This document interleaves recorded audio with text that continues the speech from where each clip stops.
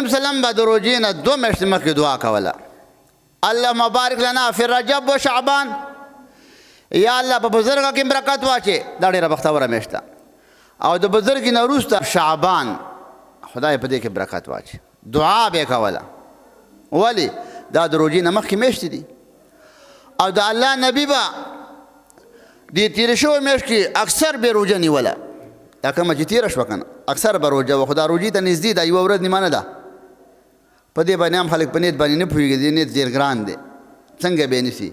نو دا خلکو به التباس راځي چې دا د شعبان اخیره ورځ ده، که د روژې اوله ورځ ده، دا به یې نه نیول. دې نه مخکې اکثره به د الله نبي ډېرې روژې په هره میاشت به یې نیولې، دې کې به یې ډېرې نیولې.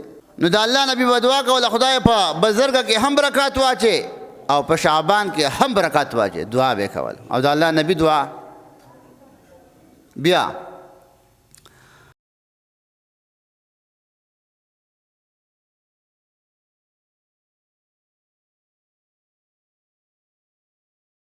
الله نبی 15 کاره کول. 15 خبرې په روژه کې سنت دي.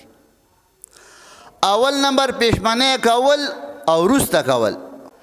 الله نبی به روژه په اوړي کې په اوبو ماتوله، په ژمي کې به په کجوره ماتوله. یو به د الله نبی تلاوت ډېر کوو. قرآن په رمضان کې راغلی، امام شافعي به 3 شپېته ختمه کول، شپېته ختمه کول. امام ابو حنیفه به 3 شپېته ختمه په دې روژه کې کول. 3 شپېته ختمه.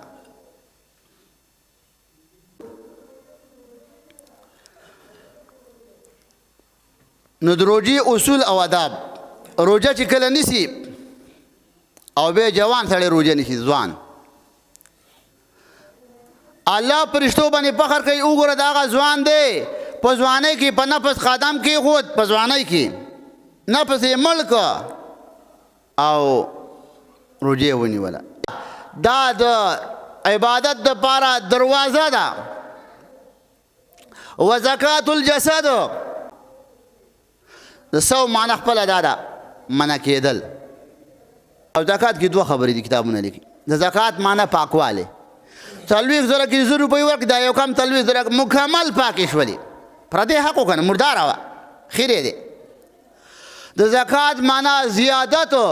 40 زره کې 100 ورکړي، دا یو کم 40 روپۍ، دا به زیاتېږي. په روژه سره تکبر ختمیږي. ته چې روغ یې برابر یې، تکبر ولې راځي؟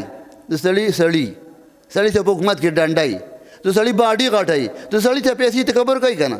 سړی یې موړي، ته یو 3 ورځې سړی مړی وکړې که دا دې بیا تکبر وکړي. غټ علاج دې پکې دا راغی، تکبر دې ختم شو.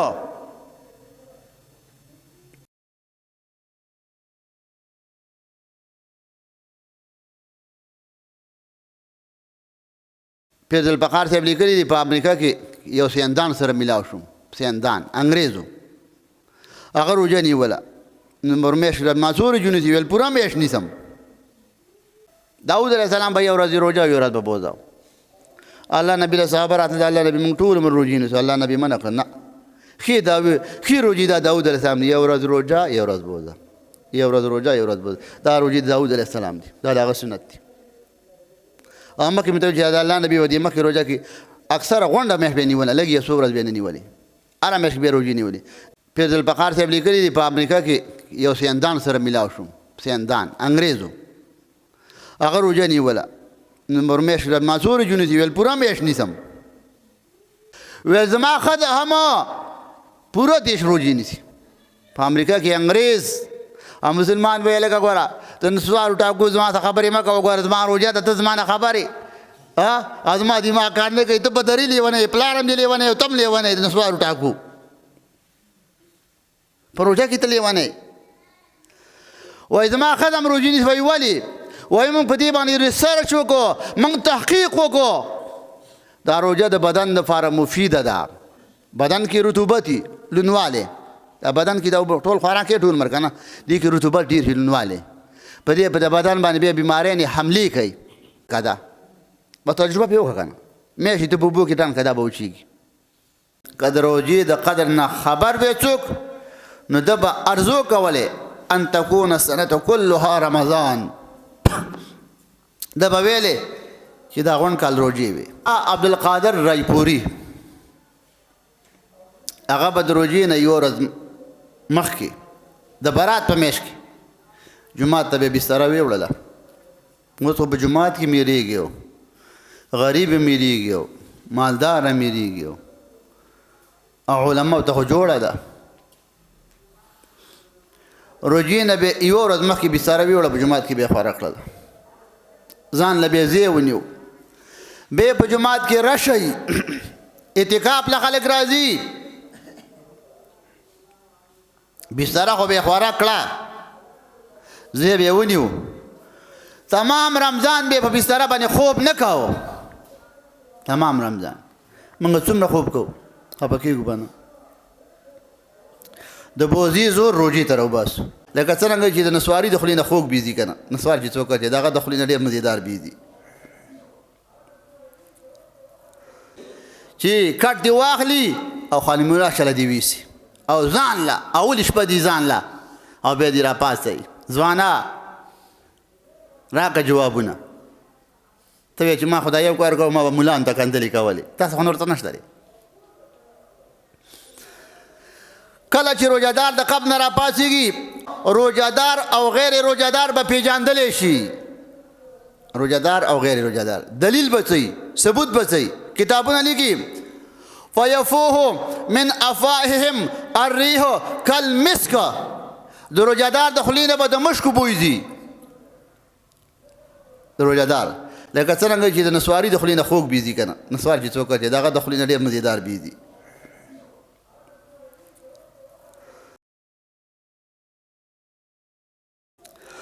روژې نه مخکې موږ خفه یو، روژه را روانه ده. ښځو به پخوا ویلې توره شپه ده، توره شپه.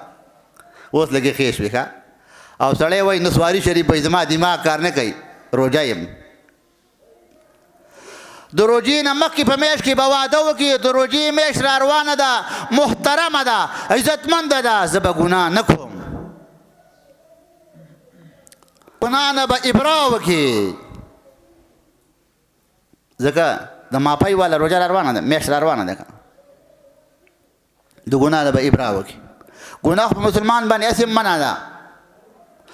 المسلم من سلم المسلمون من لسانه و یده.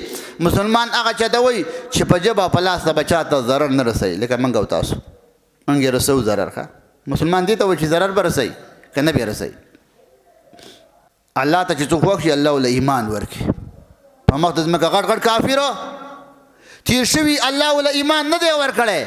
د پیغمبر په څنګ کې لوی شو ابولهب دله، امیه ابن خلف، عقبه ابن معیط، الله له ایمان ورنکو. او سلمان پارسی د پارس نه راغی، بلال د حبشې نه راغی، او صهیب رومي د روم نه راغی. الله تعالی د ایمان نصیب کو، د نبي شاګرد جوړ شو. اکثر خلک د الله نه خفه دي. وسم که ته پوښتنه وکړې څرنګه وایي ګزاره قدرې کېږي ښه، او د ده څه به د قارون نه ډېر مالي وایي ګزاره قدرې کېږي. یو به عبادت ډېر کوو. د بوزي عبادت د نبی د بوزي بخاري لیکي حتی یتورمت قدماه. الله نبی به دومره عبادت کو خپې مبارکې به وپړسېدلې. عایشه بیبي وایي الله نبی ولې دومره تکلیف ځان نه ورکې، ته خو د ګناه نه پاک. الله نبی وایي خوښه دې نه ده افلا اکون عبدا شکورا، چې زه د رب شکرګزار بنده جوړ شم. موږ شکر ادا کړی. زامن دې شته، ته د باډۍ نښه برابرې، کور دې شته، جامې شته، خوراک شته، پلار دې شته، مور دې شته، ورور دې شته، زوی دې شته، رڼا دې ته شته، ګاډی شته، ټلیفون شته، ولې د الله نه خفه یې؟ اکثر خلک د الله نه خفه دي. وسم که ته پوښتنه وکړې څرنګه وایي ګزاره قدرې کېږي ښه، او د ده څه به د قارون نه ډېر مالي وایي ګزاره قدرې کېږي. دا چې دا د عمر حکومت دی که نه، او د ده د والو اجازت زما سره وي. د مېروال نه دې پټۍ نیولې، روژه را روانه ده، شپږ سوه روژې تېرې شولې او د مېروال پټۍ دې ورنه کړه. چا سره دې زیاتې کړی دی حق وله ورکړه، روژه را روانه ده. چا سره دې زیاتې کړی، د مېروال نه دې پټۍ نیولې، روژه را روانه ده، شپږ سوه روژې تېرې شولې او د مېروال پټۍ دې ورنه کړه. نو دا روژه ولې نیسي؟ ځان دې د لوږې نه مړ کړه. الله بنده روژه خو ته بې وخوره که نه، چې دا باډي خو دې برابره وي، ته خو منافقت کې رب یو خبره مني بل نه مني. روزه کې حلال خوراک بند دی کنه، حلال خوراک شیونه په موږ باندې حرام نه دي کنه، حلال دي او حرام خوري. څنګه غټ بیوقوفه بلشته پردې حق دا حرام دی، روزه کې حرام دی، بوزه کې حرام دی. مبارک کرم په اسلام پردې پلو ته هم پکې ده، خزه دی روي او ریوړي او بدله تودي کی او به په وبګرمي کی او تهجد می وکړه، د بی غیرته بچی تهجد دی وکړه، په پردې پلو ته دی وکړه.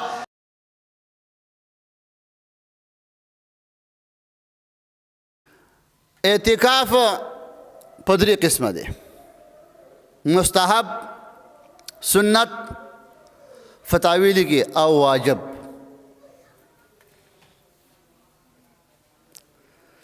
اعتکاف معنا الحبس لله، الله د پاره ځان ګیرول، الله تعالی د رضا لپاره وخت تیرول، دي ته اعتکاف وایي. مستحب اعتکاف دي ته وایي جمعه ته راننوتې په زړه کې دا ووایه په نیت د اعتکاف جمعه ته راننوتلم، نو چې وتلې ثواب به دې وشي. هسې په جماعت کې وخت تېری که نه، نو چې جماعت ته هسې راځي عبادت هم کوي، نو دا ووایه چې په نیت د اعتکاف جمعه ته راننوتم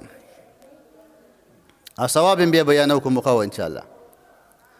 د یو ساعت د اعتکاف، د ورځې اعتکاف یو سنت مؤکده دی، سنت دی، هغه په رمضان کې په اخر 10 ورځو کېږي، سنت مؤکد. هغې دپاره 6 شرطونه دي. یو واجب دی، واجب دی ته وایي چې یو شی په تا باندې لازمي نه وي، ته لازم کړي. که پلانکې کار مې وشو، د بیمارۍ نه روغ شوم، زه مې حفظ وکړو، یا بل یو داسې مسله دې حل شوله، زه به اعتکاف کوم 10 ورځې، یا به روجې نیسم، دې ته منښته وایي پښتانه، شریعت کې ورته نظر وایي. نو یو هغه دی، هغه واجب دی، هغه به خامخا کړي. عبدالله ابن عباس په مسجد نبوي کې اعتکاف کې ناست، یو سړی وله راغی، ده ورته ویل مالي اراک حزینا، غمجن یې، خفه ولې؟ ویل خفه په دې بچې ان لفلان علیه، د پلانکي سړي په ما روپۍ دي، ولا اقدرو، نشته راسه. ویل افلا اکلمه، زه اوسه خبره وکړم، دی په اعتکاف کې ناست دی په چیله کې. ویل ان احببته، ستا خوښه ده. بس ایسته د جومات ته راووته، فخرج من المسجد، د جومات نه هغه ویل انسیت بما كنت فيه، ته په اعتکاف کې وي، په چیله کې وي، د جومات ته چې وځي چیله ماتېږي. هغه ورته ویل عبدالله ابن عباس فرمایي انی سمعت من صاحب هذا القبر منذ بعید، ما د دې قبر ونه اورېدلي، مسجد نبوي پیغمبر سلام روضه، اوس دا جومات رو رو غټېږي، د دې قبر ونه مې اورېدلي دي. من مشا فی حاجت اخیه، څوک د مسلمان یو خدمت پسې لاړی، حاجت پسې لاړی، خیر من اعتکاف 10 سنین، یو مسلمان حاجت دی پورا کو، د 10 کاله اعتکاف نه پکې ثواب ډېر دی، 10 کاله اعتکاف. ومن اعتکف یوما، چا چې یو ورځ اعتکاف وکړو، دومره به د جهنم نه جدا شي لکه ځمکه او اسمان. خلک شته دی که نه، بد اخلاقه خلک، د دین نه جدا خلک. اوس هم داسې خلک شته په دې علاقو کې، زنانه اوس ډېر ظلم کوي، سخت ظلم پې کوي، خوراک پې نه کوي، خرچه پې نه کوي، کار دې ډېر غواړي. دا خو انځه نه ده، دا مسلمانه ده، دا په کور کې حق لري. کتابونه لیکي کور له چې څه راوړي دا صدقه ده، کور له خوراک راوړي، کور له د جامو د ګنډلو مشین راوړي، کور له د جامو د انځلو مشین راوړي، دا د جامې سړی دې وینځي. زه یو سړي ته د خپل کور جامې حواله کومه، دا دې وینځي. دا خو صحیح لګي جامې نه، جامې نه، سهار نه مازدیګر زما هغه مشین ته سودا ده، مشینه خدای دې تکړه کړه، سهار نه ټوله مازدیګره پورې تاویږه تاویږه. دا کور ته راوړل دا صدقه ده، بخیلان به نه جوړېږي. که خرچه دې کول الله به یې درکوي، که نه ټول عمر به غریب وي، فقیر به.